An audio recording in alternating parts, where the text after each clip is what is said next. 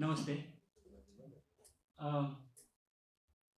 અજયભાઈએ ચંચી મહેતાના જે ગદ્યની પતંગવાળા ગદ્યની વાત કરી એનો એક પાઠ મેં કર્યો છે. આ કોઈ ધંધાની જાહેરાત નથી. યુટ્યુબ પર એ છે, પણ એના પહેલાં અમે બહુ ઝડપથી નરેશભાઈને એક ક્લિપ, ઓડિયો ક્લિપ વોટ્સએપ કરી છે. વોટ્સએપ યુનિવર્સિટીમાં આ પાઠ પણ ભણવાની હવે આપણે જરૂર છે. દીર્ઘ નાટક છે. એક પાત્રી છે.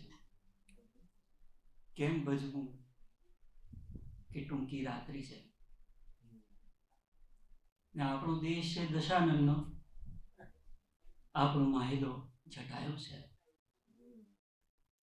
સત્યને કોણ ધારે જોયા કર,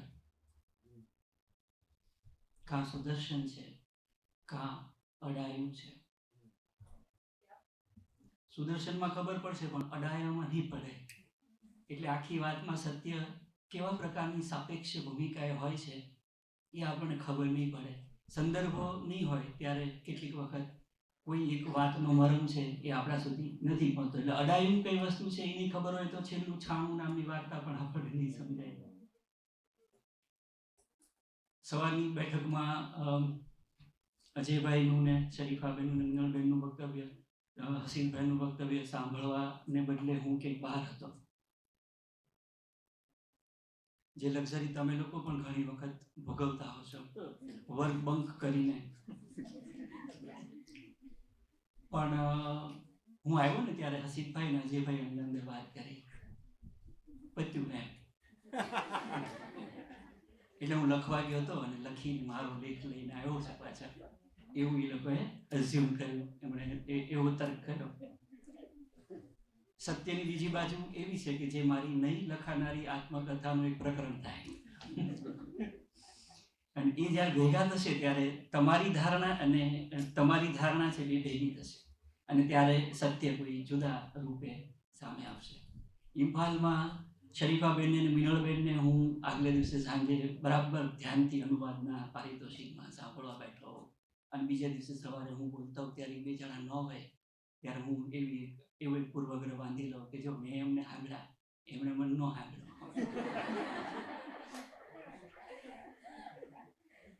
પછી મને જ્યારે ખબર પડે કે એમણે મને કેમ નહોતો સાંભળ્યો, ત્યારે કથાનું એક વર્તુળ પૂરું થાય. આ વાત આપણે જે વિષય લઈને બેઠા છીએ ને એની સાથે જોડાયેલી છે. મિનલબેન પણ આવી ગયા.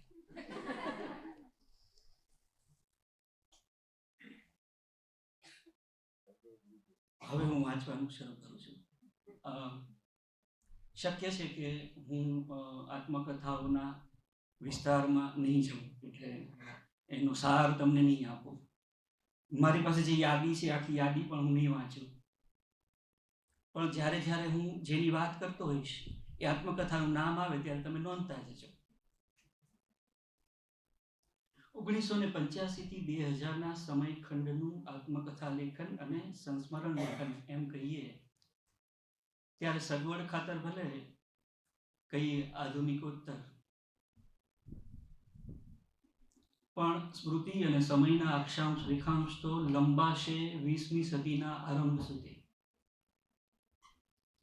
આ સમયના લેખનની એક સમયરેખા, એટલે હું જે સમયખંડની વાત કરી રહ્યો છું એની એક રેખા છે એ 1918-19 સુધી લેખકોના જન્મ વર્ષ ગણીએ તો 17-18ના વર્ષો સુધી જાય છે, અને ક્યારેક એથી પણ આગળના સમય સુધી, અને પછી એમાં દાદા, પરદાદા, વડદાદા. તારક મહેતા તો એમની 9 પેઢીની વાત કરે છે. વડદાદા અને કુટુંબ વેલાની વાતોમાં લંબાતી આત્મકથાઓમાં 19મી સદીના અંતિમ વર્ષો પણ ગૂંથાતા આવ્યા છે. આ દોઢ દાયકામાં 85 થી 2000 30-32 થી પણ વધારે આ પ્રકારના પુસ્તકો છે. એનો અર્થ એવો થાય કે સરેરાશ એક વર્ષમાં 2.5-3 કૃતિઓ લખાઈ.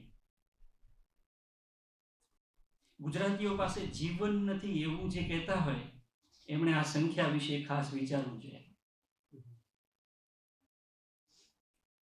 વ્યક્તિ, સ્મૃતિ, સ્થાન સ્થાન, સંસ્કૃતિ અને અભિવ્યક્તિ એમ 5 એકમોની ગૂંથણીમાંથી આત્મકથનાત્મક લેખનનો ચહેરો બંધાતો હોય છે.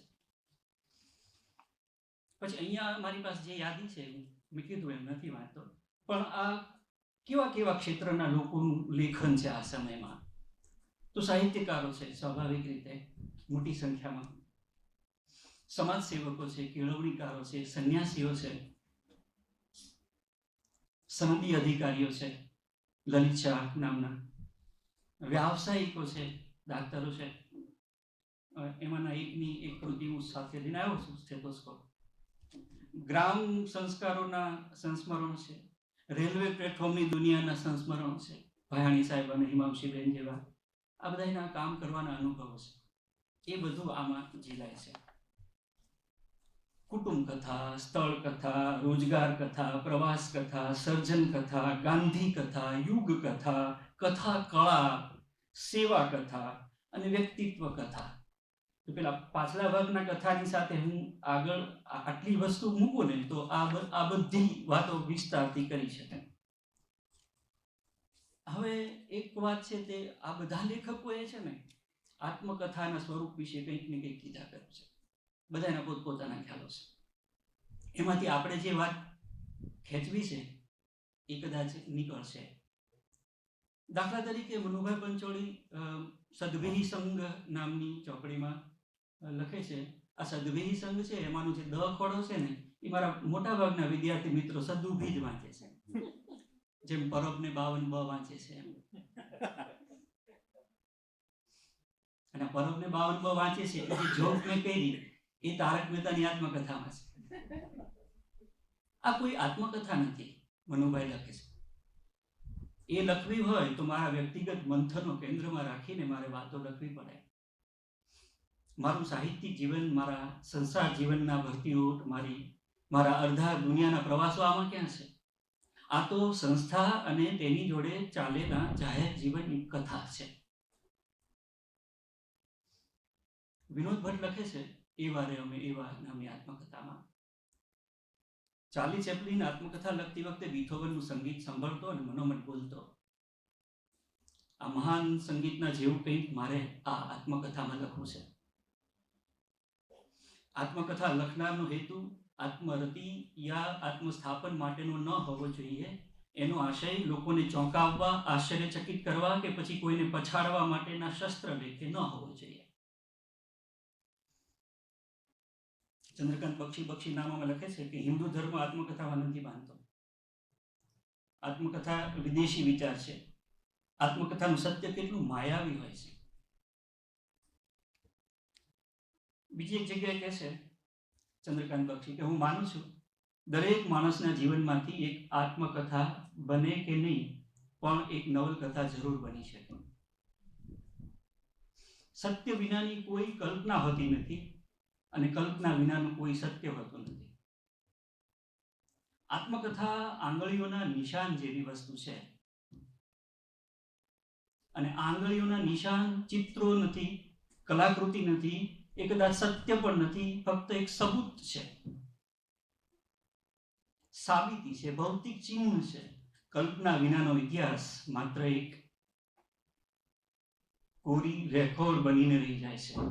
આત્મકથા કદાચ કાળા પ્રકાશમાં સફેદ પડછાયાઓ જોવાની એક ક્રૂર વિધિ છે. તારક મહેતા લખે છે અગત્યની બાબત એક જ છે કે રસ પડવો જોઈએ, બાકી સત્ય સાથે આપણને શું સંબંધ? પુરાણ કથાઓને, ઇતિહાસને, અખબારી અહેવાલોને આપણે સત્ય માની લઈએ છીએ અને માનીને જીવતા આવ્યા છીએ. અહીં તો મને જે સાચું લાગ્યું તે હું લખવાનો છું. મારા સગા બાપે એમના બાપ દાદાઓને જે કંઈ કહ્યું હોય એ અધિકૃત જ ગણાય ને.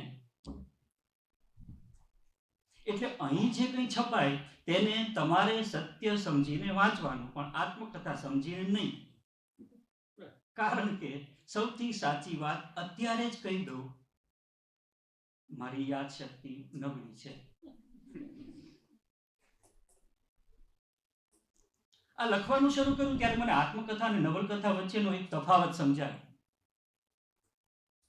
નવલકથાના લેખકે કથામાં શું શું લખવું એ વિચારવાનું હોય છે. આત્મકથાના લેખકે કથામાં શું શું ન લખવું એ વિચારવું પડે છે.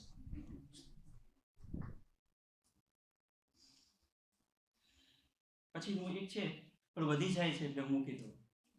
પણ આ લોકોએ જે વાત કરી છે એમાંથી આપણે આ ફેક્ટ અને ફિક્શન વાળો જે મામલો છે એને વિશે થોડીક વાત કદાચ ખોતરી છે.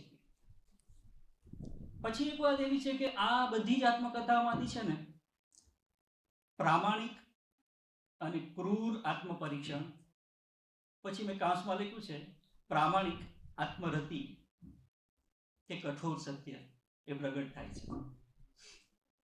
તારક મહેતા કહે છે આપણે મારે ચોખવટ કરવી જોઈએ, મને દારૂનું વ્યસન છે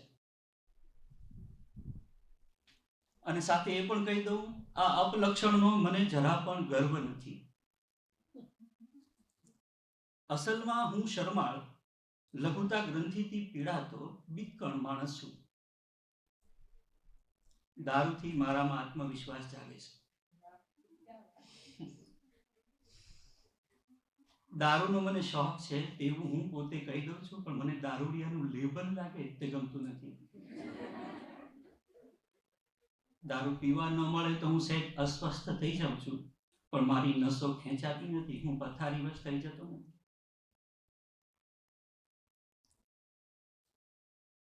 દ્વેષના ભાવને હું નિંદનીય નથી ગણતો, બલકે મારી વાત કરું તો દ્વેષના ધક્કા ખાઈ ખાઈને જ હું આગળ વધ્યો છું.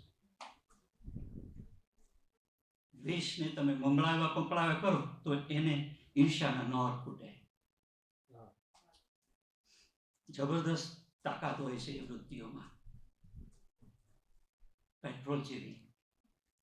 પેટ્રોલથી આગ પણ લગાડી શકો અને ગાડી પણ દોડાવી શકો.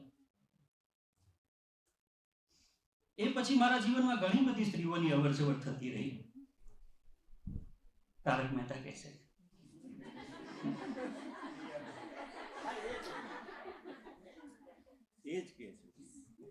પણ રૂઈયા કોલેજના દરવાજે થયેલું મિલન ભૂલી શકાતું નથી. હવે તારકભાઈએ બહુ છૂટથી એમના લગ્ન સંબંધો અને લગ્ન બાહ્ય સંબંધો વિશે વાતો કરી છે અને એમાં એમની કેટલીક એવી પ્રેમિકાઓની વાતો એમણે કરી છે જેમાંની એક અમદાવાદ હતી પછી મુંબઈ આવી છે ખબર પડી અને સાહેબે ફિલ્ડિંગ કરી છે. રૂઈયા કોલેજના દરવાજે થયેલું મિલન ભૂલી શકાતું નથી. વાચકને કદાચ આ ફાલતુ લાગે, પણ માણસના વ્યક્તિત્વના ઘડતરના સંદર્ભમાં સામાન્ય ઘટના પણ મહત્વની બની જાય છે. એ પડે હું તદ્દન દિશાહીન, બેકાર, નિષ્ફળ, વડીલો અને મિત્રોનો હોશિયાળો યુવાન હતો. આત્મતિરસ્કાર અને આત્મવંચનાના મિશ્રણથી પીડાતો હતો.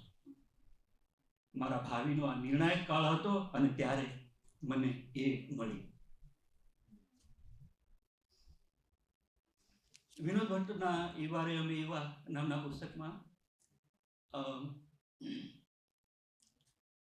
વિનોદભાઈ 2 લગ્ન કર્યા અને 3 સાથે રહ્યા.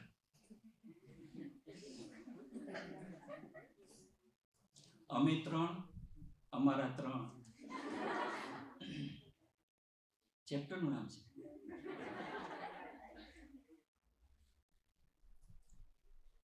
હાસ્ય લેખકોની આત્મકથાઓને આપણે બહુ ગંભીરતાથી લેતા નથી હોતા,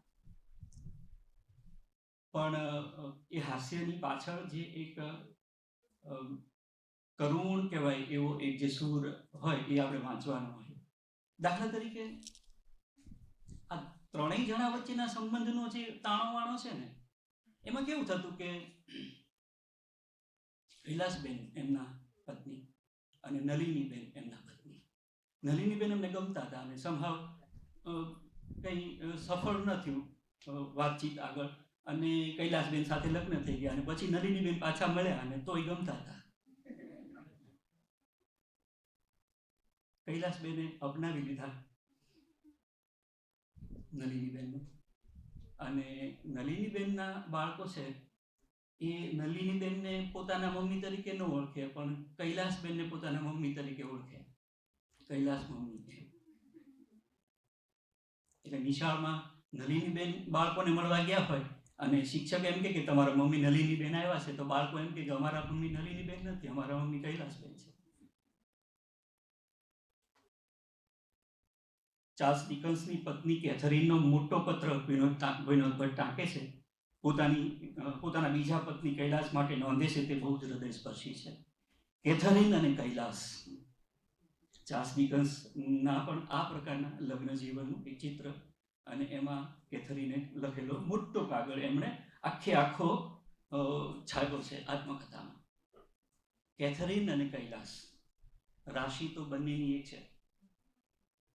અત્યારે અમસ્તો વિચાર આવી જાય છે કે સરખી રાશિવાળી સ્ત્રીઓના નસીબમાં ચંચળ હાસ્ય લેખકો જ હશે. કેથરીન પોતાની લાગણીઓ ચાર્લ્સ ડિકન્સ સુધી તેના જીવતા પહોંચાડી શકી નહોતી. આ કારણે એની કબર પર પોતાની લાગણીઓ છૂટી મૂકી દઈને તે પાછી ફરી ગઈ હતી. પતિ પરનો પોતાનો હક ગુમાવવાની પછડાટ કેથરીનની જેમ કૈલાસને ક્યારેય નહીં લાગી હોય. તો પછી એના વર્તન પરથી કે એની આંખમાં મને કેમ કશું દેખાયું નહીં? શક્ય છે કે મારે જોવું જ નહીં હોય. પલાયન વૃત્તિ, બીજું શું? શક્ય છે કે મારે એ જોવું જ નહીં હોય. એ વાક્યમાં વિનોદ ભટ્ટ નામના એક પ્રામાણિક આત્મકથાકાર છે.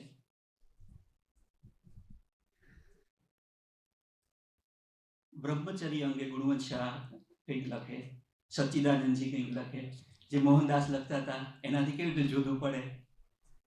જાતીયતા, લગ્ન જીવન, સ્ત્રી લોલુપતા, નાટક અને ફિલ્મોની દુનિયા વિશે તારક મહેતાના વિધાનો બધા. સંસ્થા સંચાલનની કેળવણી અંગે ધીરુભાઈ ઠાકર સ્મરણ માધુરીમાં લખે કે દર્શક સદભી સંઘમાં લખે. અને આ હુંકાર જે છે એ હુંકાર બક્ષી પોતાની આત્મકથામાં લખે. આ પૃથ્વી પર જન્મેલો દરેક માણસ એક જ છે. પહેલો પુરુષ એક વચન છે. એ બીજો નથી. એ અદ્વિતીય હોય અથવા ન હોઈ શકે, પણ એનો દ્વિતીય નથી. એના અંગૂઠાની છાપ, એના અક્ષરોના મરોડ, એના અવાજની ગહેરાઈ, એના ચહેરાની રેખાઓ, એના અનુભવનો ગ્રાફ, એના ભૂતકાળનો ઉતાર, એના રક્ત સંબંધો અને દિલ સંબંધો, એનું પતિત્વ, પિતાત્વ, પુત્રત્વ અને સ્વત્વ, અને અંતે કૃતિત્વ છંટાઈને એવા બિંદુ પર આવીને ઊભા રહી જાય છે જ્યારે કહી શકે છે એકો અહમ દ્વિતીયો નાસ્તિ, ન ભૂતો ન ભવિષ્યતિ. હું એક જ છું, મારા જેવો બીજો નથી. ભૂતકાળમાં હતો નહીં, ભવિષ્યમાં થશે નહીં.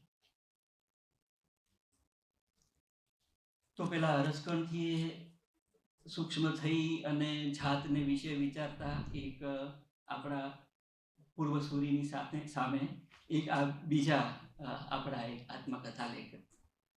આ બધી જ આત્મકથાઓમાં છે ને બધા સ્થળો બહુ સરસ રીતે આવે છે. અને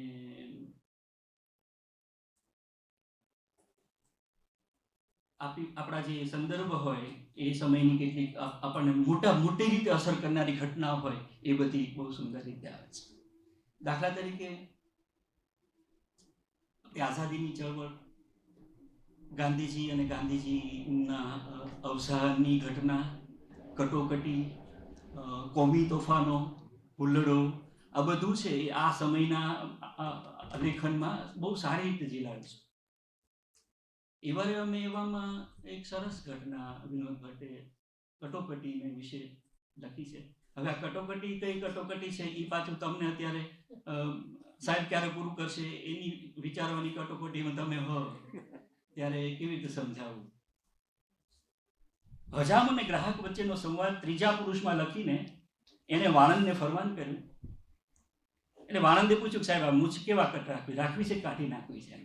એટલે ત્રીજા પુરુષમાં વાત ચાલે છે. કથા કે છે, 3 કથા કીધી, એમાં એક ત્રીજી કથા છે વિનોદભાઈની. એને વાણંદને ફરમાન કર્યું કાઢી નાખ તું તારે, હોય કે ન હોય હવે બધું સરખું જ છે. ને જાણે આદેશની રાહ જોતો હોય એમ વાણંદે એક ઝાટકે એની મૂછ ઉતારી દીધી. વિનોદ ભટ્ટ નોંધે છે એ વાર્તામાં ત્રીજો પુરુષ એક વચન છે એ આ લખનાર પોતે છે. કટોકટી વખતે મેં મૂછો કઢાવી નાખેલી ને ત્યાર પછી એ ઉગાડવાનો ક્યારેય ઉત્સાહ નથી આવ્યો. ઉષ્ણસની સદમતાનો ખાંચો નામની સરસ કથા, અને એમાં છે ને આપણી આઝાદીનો સમય છે ને એ બહુ સરસ રીતે આવ્યો છે. દાખલા તરીકે દેશમાં આઝાદી માટે ગાંધીજીની ચળવળ પણ ચાલે ને એમાં ફાટી નીકળ્યું બીજું વિશ્વયુદ્ધ. ભારતની પ્રજા તો હિટલરનો જ વિજય ઈચ્છતી હતી. સાવલીની વાત પણ એવી જ હતી.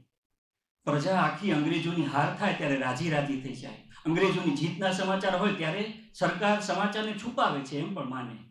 હિટલર જીતવાનો જ છે એવી લોકની બાકી શ્રદ્ધા. એની પાછળના કારણોના એક તો અંગ્રેજોએ આ દેશને ગુલામ બનાવી રાખ્યો છે તે છે. મિત્ર રાજ્યોની હાર થાય ત્યારે સૌને એમાં ભગવાનનો ન્યાય થતો લાગે. ગાંધીજીને જેલમાં નાખે એ તો હારે જ ને. ઘરમાં તો લડાઈ એટલે મોંઘવારી અને નાણાંની ખેંચ એટલું જ સમજાય. બીજા પણ એવા ચિત્રો છે, થોડા ઘણું જતા કરું છું. બધા લોકેશન છે.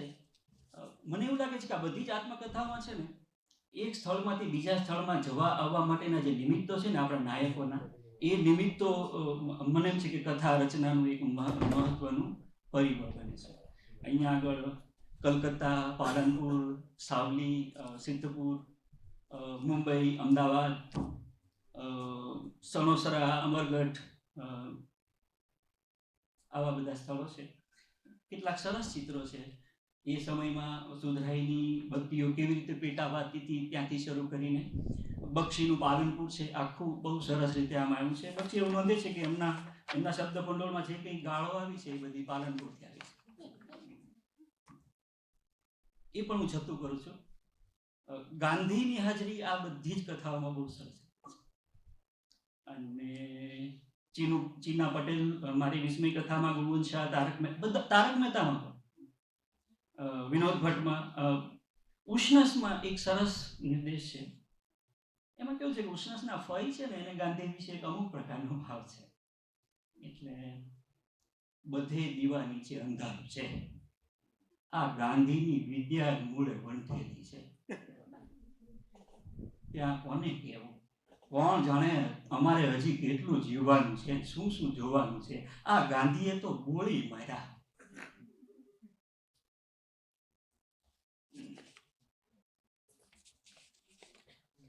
હરિવલ્લભ ભાયાણી લખે છે, અસહકારની ચળવળે તેહીનો દિવસાહાર, એવી એમની સુંદર કથા છે. તમારે એક આખા સમયનું લોક કહેવત કથાઓ અને એક આખા સમયનું બાળપણ અને બાળ રમતો એ બધું જોવું હોય તો તમે ત્યાં જજો. તો જોવું હોય તો અસહકારની ચળવળે અમારા પડોશમાં રહેતો જુવાન દત્તુભાઈ 4 ચોપડી ભણેલા નેતા બનાવી દીધા એને. વાણની દલાલીની બાપદાદાની બેઠી આવક, કશું કરવાનું નહીં, પડ્યા રહેવાનું. માણસ તરીકેની શાખ મોડી પણ પ્રભાત ફેરીઓ ચાલી એટલે ભાઈડાએ દોર હાથમાં લઈ લીધો. નેતા બની ગયા. બેટી આવક હતી એટલે તદ્દન સાધારણ સ્થિતિના મોટા ભાગના નાતીલાઓની શહેરમાં દરરોજની પ્રભાત ફેરીમાં દેશ ગીતો લલકારતા અમે છેવટે ગામના ચોકમાં આવી છેલ્લું ગીત ગાઈને વિખરાતા. એ ગીત હતું, કોની હાકે મળદા ઉઠ્યા, ચાંડાળોના ગાત્રો છૂટ્યા, કાયલ કેસરી થઈ તડુક્યા, જય સરદાર જય સરદાર. એ ગભરાવાનું દત્તુભાઈનો જ અધિકાર. ગરબડ એ થઈ ગઈ કે અમે બધા જય સરદાર ને બદલે જોરશોરથી બુલંદ અવાજે, એમને તો નેતાગીરીની પડી હતી, જય સરકાર બોલે કરે. દત્તુભાઈનું અજ્ઞાનપણામાં ભર્યું. બસ નારા લગાવવા, શબ્દોની અર્થની ચિંતા નહીં. પણ એક બે જણને શંકા પડી, આ ચળવળ તો સરકારની વિરુદ્ધ ચલાવાય છે, તો પછી સરકારની જય આપણે કેમ બોલીએ છીએ? એટલે એક જણે ભૂલ સુધારી કે જય સરદાર બોલવાનું, જય સરકાર નહીં, સરદાર વલ્લભભાઈનો જય બોલાવવાનો છે. ઘણું હતું. ગાંધીજીની હત્યાના ચિત્રો એ સમયની ઘણી આત્મકથાઓએ બહુ જ વિશિષ્ટ રીતે જીવ્યા છે. કેટલાક બહુ સંવેદનશીલ રીતે ફિક્શન લાગે એવા ફેક્ટ આ આત્મકથામાં બહુ છે. અને એમાં એક છે ને કાશીબેન આ મારા સંચયમાં જે આત્મકથાઓ છે ને એમાં એકમાત્ર બેન મને મળી છે. અને એમના અનુભવ વાંચીએ ત્યારે આપણને ખરેખર એમ થાય કે આ બધું ખરેખર સાચું છે. એમ એટલા બધા વાસ્તવિક અને એટલા બધા, એટલે આપણે હલી જઈએ એવા એની સમાજ સેવાની આખું ચિત્ર બહુ સરસ છે. દર્શકે એની પ્રસ્તાવનામાં લખ્યું છે કે કાશીબેને તો સરસ રીતે લખી નાખ્યું છે, પણ આ જ વાત માનવ મનના તેમજ કળાના દૂરદર્શી સાહિત્યિકે લખી હોત તો હલબલાવી નાખનાર નવલકથા બની ગઈ હોત. ભાઈ દિલીપ રાણપુરાએ આંસુ ભીનો ઉજાસ લખીને ચોટીલા પ્રદેશના સેવા કાર્ય માટે આવું કામ કર્યું. તે આવો જ ઉમદા વિષય છે. આપણે એને શબ્દસ્થ કરનાર કોઈ કલાકારની રાહ જોઈએ. પછી કેટલાક ઉદાહરણો છે એ હું જતા કરું છું. કેવા સ્થળોમાં રહીને નળકાંઠાના અંતરિયાળ ગામડાઓમાં ઊંટ ઉપર બેસીને, ઘોડા ઉપર બેસીને નર્સિંગનું, ડાક્ટરીનું કામ કરવા માટે, બહેનોની પ્રસૂતિઓ કરાવવા માટે આ બહેન જે સંઘર્ષ કરીને સેવા કરવાની જીદ છે, અને ધરાર સેવા કરવાની જીદ નથી, સૂજી ગયેલા દર્શનથી સેવા કરવાની જીદ છે. ખોટા લાગે એવા પણ કેટલાક ફેક્ટ છે. ખાસ કરીને યસ 2 મિનિટમાં પૂરું કરું. બક્ષી અને ગુરવંશ શાહમાં એવા ઘણા મળી આવે. કરાચી ગયા છે સાહેબ, અને કરાચીમાં એમને એક ભાઈબંધે એમને પકડ્યા છે કે તું ભલા માણસ મને જાણ નથી કરતો એમ. તો કહે છે કે ભાઈ આટલા 70 લાખની વસ્તીમાં હું તને ક્યાં ગોતું એમ. હવે જે વર્ષ લખ્યું છે કરાચીનું, એ વર્ષમાં કરાચીની વસ્તી કંઈક 3.5 લાખ હતી. ઉષ્ણ સાહેબ છે તે આંધળી ચાકળનો ઉલ્લેખ કરે કે બહુ ઝેરી સાપ એમ, અને એના વિશે આછા 2 પેરેગ્રાફ લખે, અને એ ઝેરથી આમ થઈ જાય, આમ થઈ જાય, આમ થઈ ગયું ને એવું બધું લખે. અને પછી આપણા જેવા એમ કે સાહેબ એ કઈ ઝેરી નથી. તો એવા ઘણા આ બધી આત્મકથાઓમાં જે સ્વજનો છે, કાકા, મામા, કાકી, ભાઈ, ભાભી, બહેન, પપ્પા, મમ્મી, એ બધા કુટુંબોના જે ચિત્રો છે એ બધા વિશે વિસ્તારથી વાત થઈ શકે છે. એ પણ હું જતી કરું છું. ક્રિએટિવ પ્રોસેસ આપણા લેખકોની છે એ આમાં ઝીલાય છે. એટલે કોઈ નવલકથાનું એક પાત્ર છે એ એમને ક્યાંથી મળ્યું છે, કે વિનોદની નજરે નામની શ્રેણી છે તો એ શ્રેણીની રાઇટિંગ પ્રોસેસ શું છે, કે તારક ઊંધા ચશ્મા, દુનિયાને ઊંધા ચશ્મા છે તો એમાં કયું પાત્ર ક્યાંથી મળ્યું અને એના પાત્રો વિશેના શું ખ્યાલો છે, એના વિશે બહુ જ વિસ્તારથી આ બધા લખ્યું છે. કેટલી બધી વ્યક્તિઓની વાતો છે. આપણે એમ થાય કે અરે અમને મળ્યા હતા. દાખલા તરીકે ધીરુભાઈ ઠાકર સ્મરણ માધુરીમાં એમ કે શિમલામાં 2 મહિના નાટકની તાલીમ હતી અને ઇબ્રાહિમ અલ કાસી અમને શીખવાડવા આવ્યા. મારા જેવો નાટક હોય એ તો ભાવ વિભોર થઈ જાય કે હો ભાવ. સ્મૃતિઓના અનેક રૂપો આત્મકથાઓમાં આવ્યા છે. યાદ છે, બરાબર યાદ છે, થોડું થોડું યાદ છે વગેરે. સ્મૃતિ સહાયકો તરીકે કુટુંબીજનોની વાતો, પિતાજીના પત્રો, ડાયરીઓ, બક્ષીમાં કે તારક મહેતામાં છે એવી રીતે તસવીરની સ્મૃતિ, જે આપણે ફોટોગ્રાફિક મેમરી કહીએ. ધીરુભાઈ તો તારીખ વાર સહિત એમની આખી આત્મકથા એમને કોઈ જ આધાર વગર કેવળ સ્મૃતિના આધારે લખી હોય એવું લાગે. અને એમાં એ 50 વર્ષ પહેલાની એક તારીખ એ વાર સહિત લખે, કાં તો એ ડાયરી રાખતા હોવા જોઈએ. સત્યકથન બાબતે હાસ્યકારો વધુ પ્રામાણિક જણાય છે આ આત્મકથાઓમાં. ફિક્શન લખનારાઓ બક્ષી જેવા લેખકોમાં થોડા પ્રશ્નો થાય છે. વિનોદ ભટ્ટ અને ધીરુભાઈ ઠાકર ફ્લેશબેકની પ્રયુક્તિઓનો ઉપયોગ કરે છે. દૂરના ભૂતકાળ અને વર્તમાનની સહઉપસ્થિતિ સાથે છે. તારક મહેતાની આત્મકથા અભિવ્યક્તિ કૌશલ્યનો સરસ નમૂનો છે. એ હપ્તાવાર પ્રગટ થતી હતી એટલે વાચકો સાથે મારી રેપો હતો. એટલે આમાં ખરેખર આધુનિકોત્તર પ્રકારની કોઈ જો પ્રયુક્તિ કેવી હોય તો એ તારક મહેતામાં છે. he cares for the audience. વાચકોને માટે એમ લાગે ને કે હવે વાચકોને એમ થાય ને કે હવે આ સાહેબ થોડાક વધારે લંબાવે છે, એટલે એ પાછા પોતે શું કામ લંબાણ કર્યું એનું એક તર્કસંગત કારણ આપે કે મારા બાપુજીની આત્મકથા મેં આટલી બધી શું કામ કીધી, તો એનું આ કારણ છે એમ. પછી કારણ તમને કન્વિન્સ થાય કે ન થાય એ આપે. પ્રવાહિતા અને સાદગીની દ્રષ્ટિએ ઉષ્ણસ અને ધીરુભાઈની આત્મકથાઓ વધુ અસરકારક છે. બક્ષી, ગુરવંશ શાહ, તારક મહેતાની આત્મકથાઓમાં પુનરાવર્તનો વારંવાર આવે છે. બક્ષી સાહેબ તો 2 વાર હાર્ટ એટેક આવ્યો છે એની ઓછામાં ઓછા 22 વખત નોંધ કરે છે. સેવા ક્ષેત્રના અનુભવમાં કાશીબેન છવાઈ જાય છે. સ્વામી સચ્ચિદાનંદજીના સંન્યાસી જીવનના અનુભવો સાથે સુધારો છે એ થોડો વધારે આવ્યા કરે છે. આત્મકથા અને રેખાચિત્રો વચ્ચેની સમતુલા વિનોદ ભટ્ટ નથી સાધી શક્યા. એમની આત્મકથામાં એટલા બધા રેખાચિત્રો છે કે પછી એમાં એમનો સે છે એ ઘણી વખત અંડરટોન નીચે જતો રહે અને ચરિત્ર છે તે ઉપસા કરે. સાચું કહી દેવાની જીદ અને સાચું કહેવાનો વિવેક. એટલે તારક મહેતાની આત્મકથા આપણે વાંચીએ ને ત્યારે આપણને એમ થાય કે એ કહે છે કે આ મારો સ્ટ્રિપ્ટીઝ શો છે. એટલે એ પોતે પણ સ્ટ્રિપ્ટીઝ શો જોવા ગયા છે. સહપત્ની એમણે વર્ણનો કર્યા છે. એમની આત્મકથા પ્રમાણમાં વધારે બોલ્ડ છે. એમને જાતીય સંબંધો વિશે કે સ્ત્રી પુરુષ સંબંધો વિશે, સેક્સ વિશે વાત કરતી વખતે એ બહુ ખુલ્લા છે. મને વાંચતા એવું થતું હતું કે સત્ય કહેવાની જીદ રાખવી અને એનો એક અહંકાર રાખવો, હું સાચું કહું છું કે સાદગી પણ એક અહંકાર છે કે હું સાદો છું એમ સત્ય કહેવાની પણ એક જીદ હોય. અને આ આત્મકથામાં છે ને ક્યાંક એવું લાગે કે આ લોકો પ્રતિજ્ઞાપૂર્વક સાચું કહેવાની જાણે કે લઈને બેઠા હોય ને એવું લાગે.